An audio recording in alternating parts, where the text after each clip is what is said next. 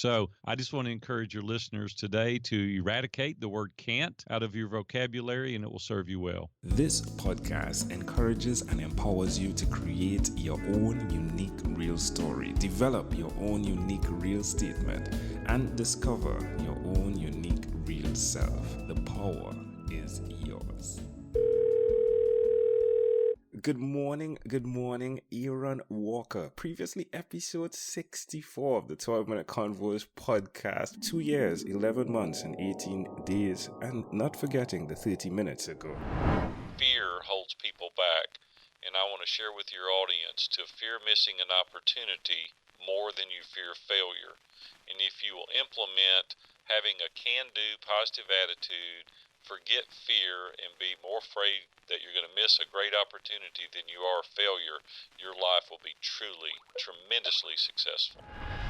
Aaron, tell us, update us, what's going on? Angel, I can't even believe it's been 3 years, man. I mean, literally, it seems like it was, 30 or 60 days ago that we had that conversation. We've had many, many conversations in between, though. Yes. Keeping up with you has been a real pleasure. I love to see what you're doing. And things are going good here. No complaints. Leading mastermind groups, coaching, and having the time of my life. Well, you've definitely impacted my life, starting off way back on 2016, the masterminds. Oh my, the value that comes from that, the ability to measure, to balance, to set goals, all came right from within the view from the top community. Tell us a bit more about what's going on there, please. Yeah, we just launched our 15th mastermind group, and I'm real excited about that. Robin and I decided 2 months ago to put a ceiling on the enrollment of Iron Sharpens Iron. And so we'll be going on a waiting list. We have 6 more people to join total, and that will put us at 150 in all 15 groups. And so I'm very excited about that. We're building the mastermind blueprint process right now, which is encouraging others to start their own mastermind. And I start you from the very infancy stages and take you all the way through scaling masterminds with this process. Now I can imagine the depth that you can go with this. And it's something I've always loved and modeled from you, where you jump in, you gather the experience, and then you share with so many other people the way they can do something very empowering. Where did you get those values from? Probably from my mom and dad. I came from a very humble beginning, but my dad was very generous with his time, and he would share, teach others to do the things that he was doing that was successful in the way that he pictured life. And so it wasn't necessarily monetarily speaking, but it was just learning the traits of enjoying life. And he was able to share that earnestly with other people. And so I guess it's in the genes, Angel. I love it. I think as well there's a legacy model that's been built. Sometimes it's different, right? Like what the caveman could access, the modern man couldn't access, and vice versa. How does it make you feel to see the way you are impacting others, understanding that your father impacted you? Well, it feels good, Angel. I was in a mastermind group about 3 years ago, and Ken Davis was in that group. And I was toying with the idea of writing a book. And I said, man, my colleagues are writing books that are selling millions of copies. And who could possibly want to read Big A's book? And Ken Davis said, wait a minute. He said, you can't be comparing yourself to others. You need to write the book because you have something to say. And if it could impact one life, would it not be worth it?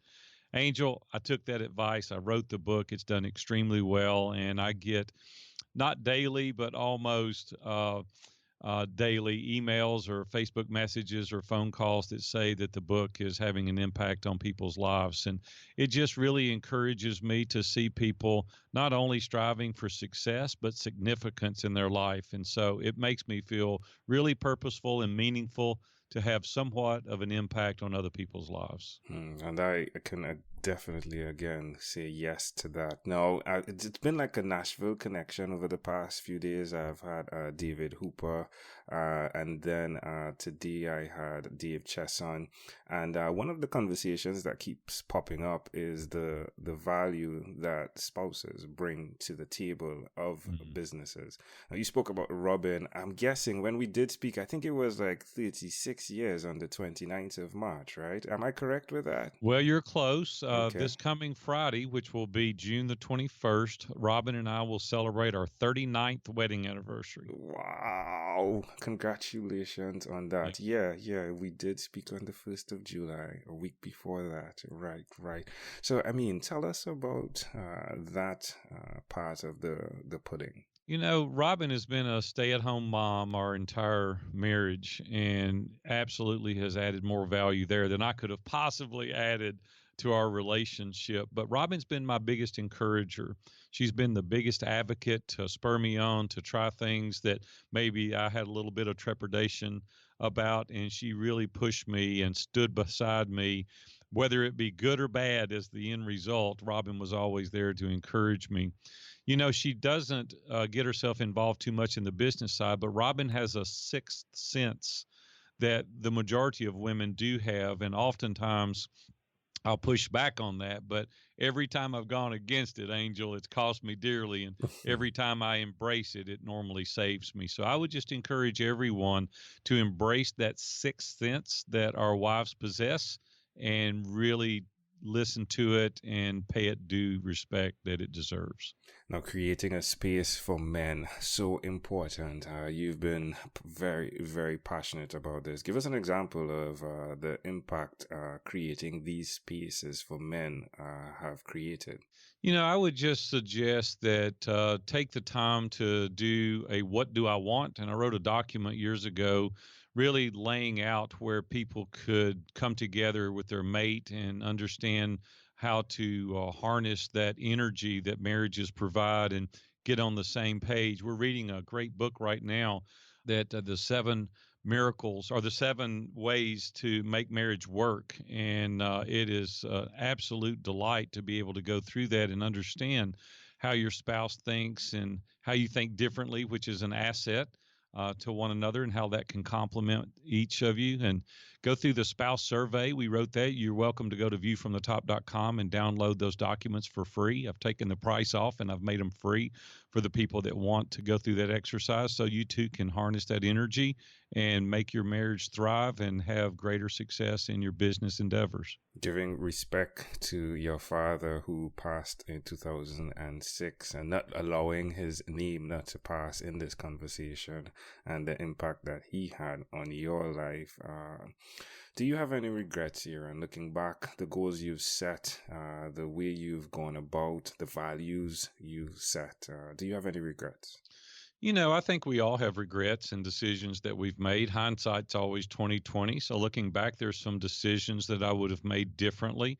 But overall, Angel, I spend very little time looking back. I can't change anything that I've done in the past, and the energy that it takes to go down that path is really uneventful.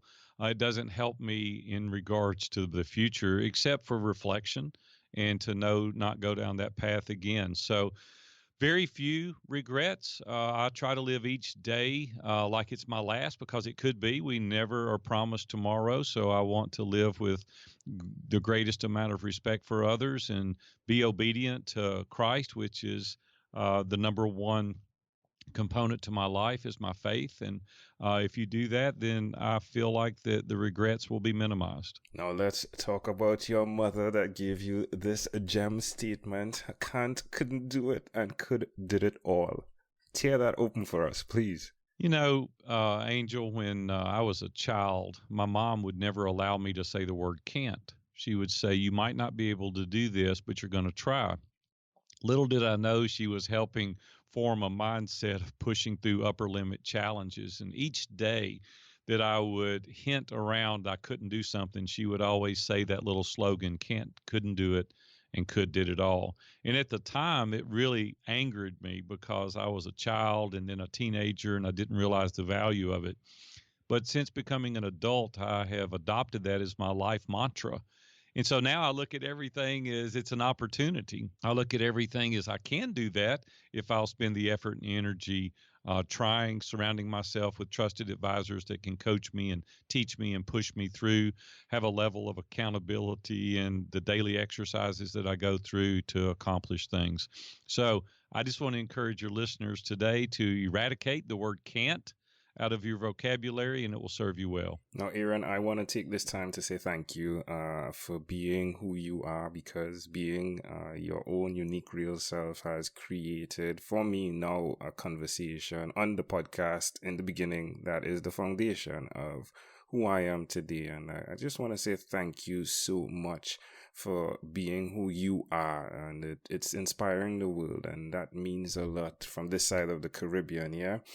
One thing I'd like you to close off with, though, there's another mantra that I found to be so beautiful, which is fear missing an opportunity more than you fear failure. Please. Angel, the majority of the time people are afraid of something, and the majority of the time it's failure. And I would just also suggest that you not look at it as failure, but look at it as opportunity. Listen, people are not sitting on their couch at night talking about our successes or our failures, yet it holds us back. So I would just simply suggest, if you want to live an adventuresome life, fear missing the opportunity. And if you do that and combine that with can't, couldn't do it, and could, did it, all, you too will have a very successful and significant life. Love it. Again, amazing audience. You're hearing it live from Aaron Walker. Aaron, before we leave, is there anything else you'd like to share with our amazing audience? You know, Angel, just go out there today and live it like it's your last. Enjoy it to its fullest. Adopt those two mindsets as well, and I promise you it will deliver dividends like you've never expected. Aaron Walker, thank you for being on What is Inspired by 12-Minute Convos with Angel Jones. This podcast is produced by Pod Edits. Visit podedits.com for professional podcast publishing.